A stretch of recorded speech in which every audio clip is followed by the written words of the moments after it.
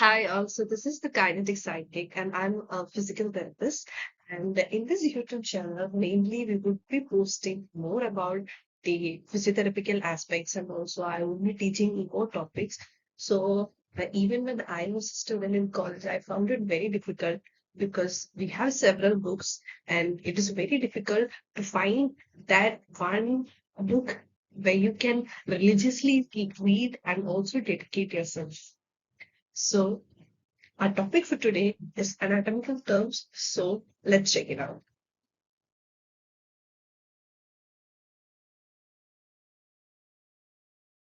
So, okay, guys, so before going into the anatomical terms, we need to know what an axial skeleton is, appendicular skeleton is, what a segment is, and also we need to identify the segments. So, these are what we are going to see in the preceding slides. And after all these, we would be having a small recap of this. So, let's check it out. Okay, guys, so we are going to see about the axial skeleton. So the axial skeleton comprises of the head, neck, and the trunk. So to your left, you can see a diagram where there are yellow shaded bones and also there are gray shaded bones. So these yellow shaded bones comprises of your axial skeleton. So the axial skeleton is comprised of the head, neck, and this portion is your trunk. And as it is evident from this picture that the axial skeleton occupies most part of your skeletal system. So the axial skeleton is the main part of the body. And since it occupies most part of the body, it also contributes to 50% of the weight. So it is very understandable for us. And since it is a very large joint, the speed or the movements produced are very slowly. And here I have attached a question which says which part is best to visually analyze the movement. So in the axial skeleton, which part is best to visualize the movement? So I would say the trunk. So why the trunk? Because the trunk, it occupies a larger portion. So in larger joints, the movement would be easily visible. The movement would be more visible, but the speed, that is, the speed would be slow. What is speed? Speed is equal to distance by time. Okay. Okay, so now we move on to the appendicular skeleton. So in the appendicular skeleton, the appendicular skeleton comprises of the upper extremity and the lower extremity. So the upper extremity is from your shoulder to your hand. So this is your upper extremity, which I'm labeling it as UE. And this is your lower extremity. Okay.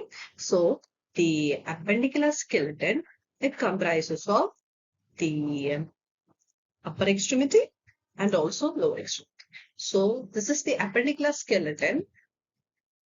And here in the upper extremity, we could see the shoulder girdle, and then we have the arm. This portion, actually, this portion is your arm, and this is your forearm, and this is your hand, and this is your thigh, and this is your leg, and this is your foot.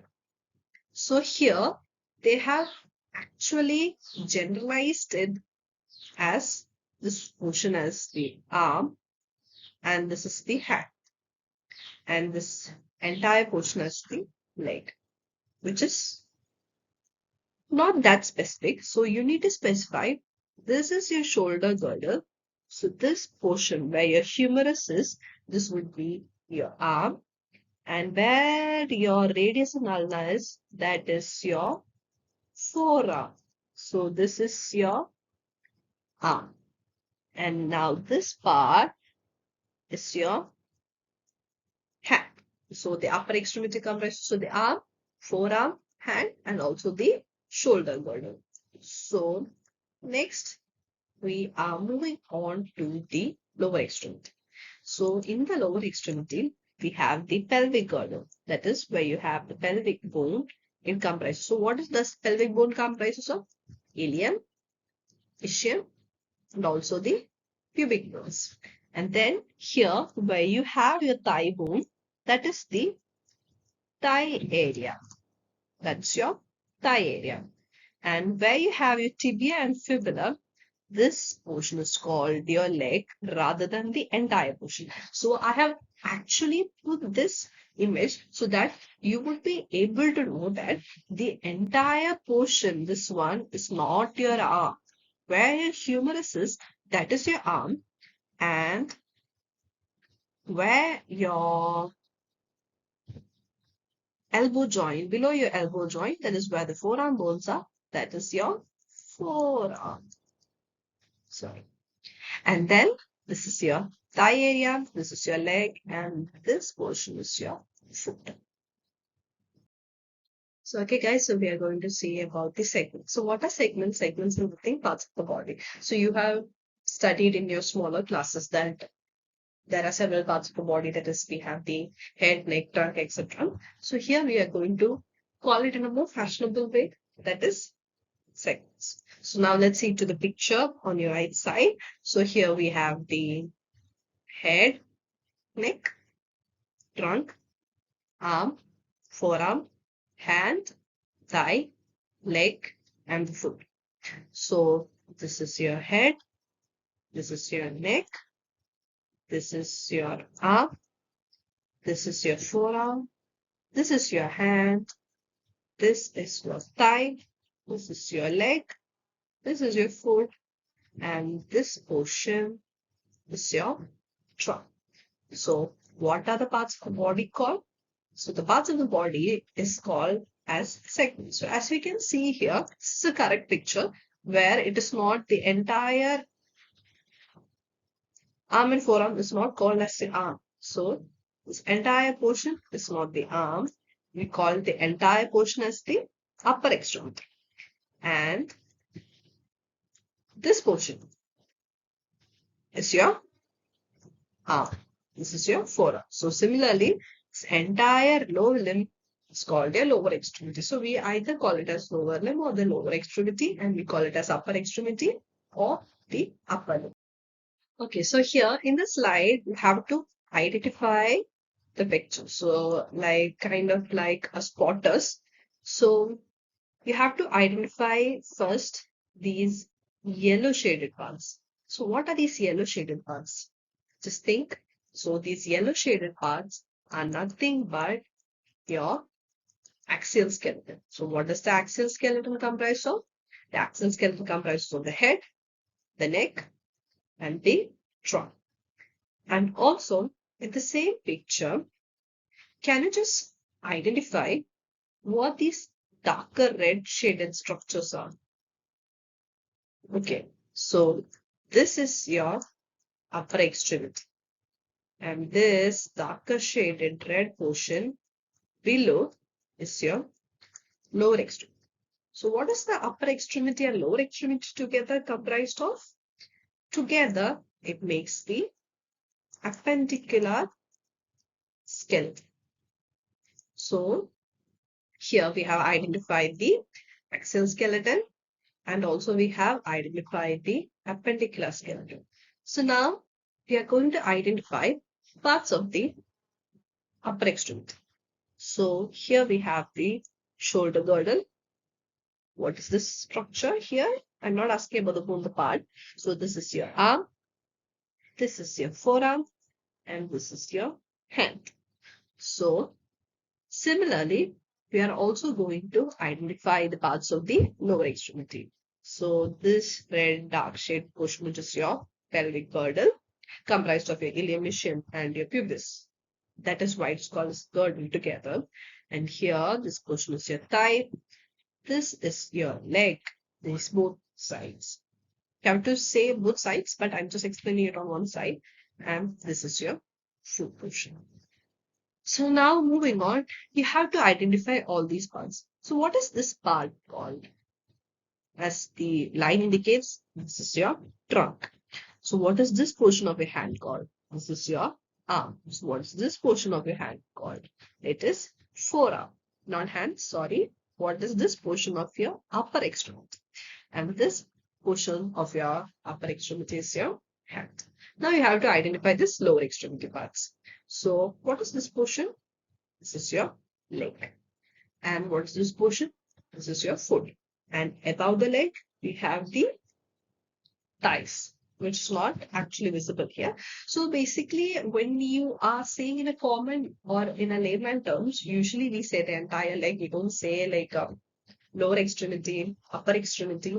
We just say this, my leg is paining, my hand is paining, like that. We don't actually specify it. So you could actually use limbs instead of extremities.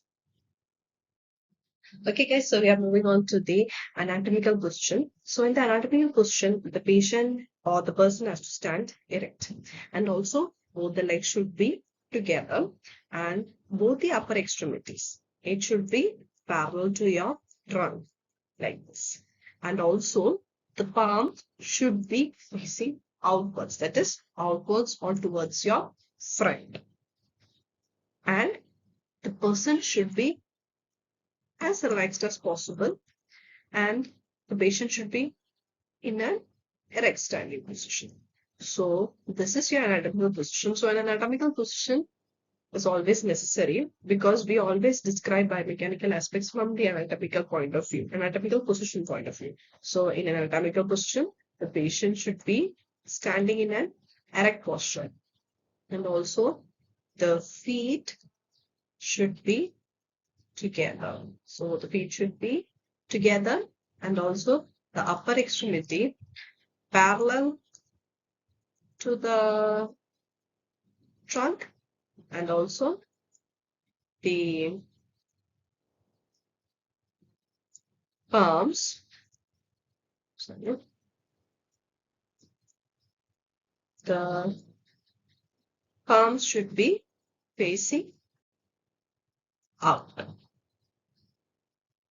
Okay, so now we are moving on to the fundamental position. So in the previous slide, we have seen the anatomical position. So now here we are seeing the fundamental position. So in the fundamental position is actually very similar to the anatomical position, where the patient is standing erect, the feet is together, and also the upper extremity is parallel to the trunk portion, and the difference lies in the upper extremity, where the palms are closer to the body. See, here you can identify that the palms are closer to your body and it is not facing outwards. So this is your fundamental position. So the fundamental position is where the palms are not facing outwards, the palms are facing inwards and close to the body, and the person is standing in an erect posture, and also with the feet together, and also the palms are closer to the body. So actually later in exercise therapy, there would be fundamental positions or the starting position, which is very different. So here we are just discussing what anatomical position is and what fundamental position is and what is its difference. Okay, so now moving on to the relative angle. So here we are going to see what the relative angle is. So relative angle is nothing but the angle between two segments. So now what is a segment? So the segment is nothing but parts of the body. So here you can see angle A, you can see an angle B. So we have said that it's the angle between the two segments. So here I'm going to use a different color. So this portion, this is your arm, and this portion is your forearm, and this portion is your hand.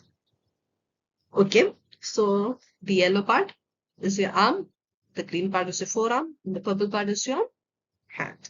So here they have said that the relative angle is the angle between the two segments. So they have actually drawn a line from the straight line from the arm, and also straight line towards the forearm, but they are perpendicular to each other. So this is one segment, this is another segment. So this is the arm segment and this is the forearm segment. So the angle between two segments. So this is an angle which is forming because they are at right angles to each other. So A is the relative angle between the arm and the forearm. So we'll recap once more. So basically here we can see the segments. This is the arm segment and this is your forearm segment. And here we have drawn a straight line to the elbow joint and also a straight line from the elbow joint to the forearm. So, and also this is your first segment and this is your second segment. That is your arm segment and forearm segment. So the angle formed between these two segments is your relative angle. So this is the relative. A is your relative angle between your arm and the forearm. So basically now you have to identify what is this B angle and between which two segments does this angle come. So B is the relative angle and here this portion, you know that which part is it or which segment is it? It is your nothing but your thigh. And which segment is it below your knee? It is your leg. So since this guy is actually in a running posture, so the angle is quite different from the angle in the hand. So they have actually drawn a line from your straight line on the thigh and the straight line from your knee, and they are not at right angles to each other, but they form an angle, and this angle is your B angle, and that is your relative angle between your thigh and your leg. So I hope you will be able to identify the relative angles between any two segments. So relative angle is nothing but angle between the two segments. So this is your arm. So this is your forearm, and that relative angle A is your relative angle between the arm and forearm segment. So this is your thigh, this is your leg. So the angle formed between these two segments, that is between the thigh area and between the leg area, is called your relative angle between the thigh and the leg. So now we are going to see the anatomical terminologies. Here we are just seeing the anatomical terminologies of different segments or parts of your body and not about the anatomical segments regarding the movements. So if you draw a straight line from the center of your body,